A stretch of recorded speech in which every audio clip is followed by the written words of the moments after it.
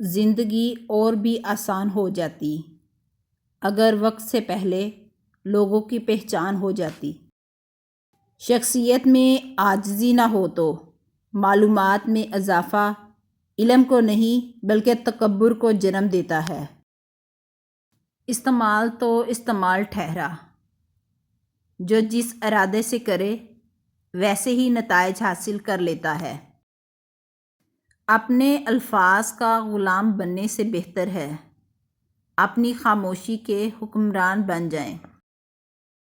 بہترین زندگی گزارنے کے لیے یہ تسلیم کر لینا ضروری ہے کہ ہر کسی کے پاس سب کچھ نہیں ہوتا۔ کسی بھی وجہ سے گناہ نہ کرو، کیونکہ وجہ ختم ہو جائے گی، گناہ نہیں۔ ہر نیکی کے لیے تکلیف اٹھا لیا کرو، کیونکہ تکلیف ختم ہو جائے گی، نیکی نہیں۔ کریلے لطف دیتے ہیں، پکانے والا اچھا ہو۔ سلیقے سے کہا جائے تو سچ کڑوا نہیں لگتا۔ گھر چھوٹا ہو یا بڑا، مٹھاس نہ ہو تو انسان تو کیا چونٹیاں بھی نہیں آتی۔ بندہ گندے برتن میں دودھ نہیں ڈالتا تو اللہ گندے دل میں نور کیسے ڈال دے۔ انسان کو سب سے زیادہ تکلیف ہی تب ملتی ہے جب وہ غلط انسان سے اپنی زندگی کی ساری صحیح امیدیں جوڑ لیتا ہے۔ وہ معجزوں کا بادشاہ ہے، جب چاہے حالات بدل سکتا ہے۔ سازشیں، غیبتیں، پیٹھ پیچھے وار لوگ بھول بیٹھے ہیں کہ یہ سارا تماشا خدا تعالیٰ بھی دیکھ رہا ہے۔ خدا کرے ہماری قبریں ہمارے بستروں سے زیادہ آرام دہ ہوں، آمین۔ یہاں ہر چیز قیمتی ہے، ملنے سے پہلے اور کھونے کے بعد۔ کوئی ملتا ہی نہیں ہے جو ہو ملنے جیسا۔ کیا یہاں کوئی نہیں ہے جو ہو اپنے جیسا؟ برا وقت بھی کمال کا ہوتا ہے، صاحب جی جی کرنے والے بھی تو کرنے لگتے ہیں۔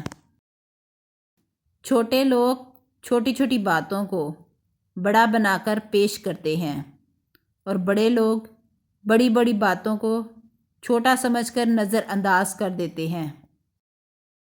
ملے گا کیا دلوں میں نفرتیں رکھ کر، بڑی مختصر سی ہے زندگی، مسکرا کے ملا کرو۔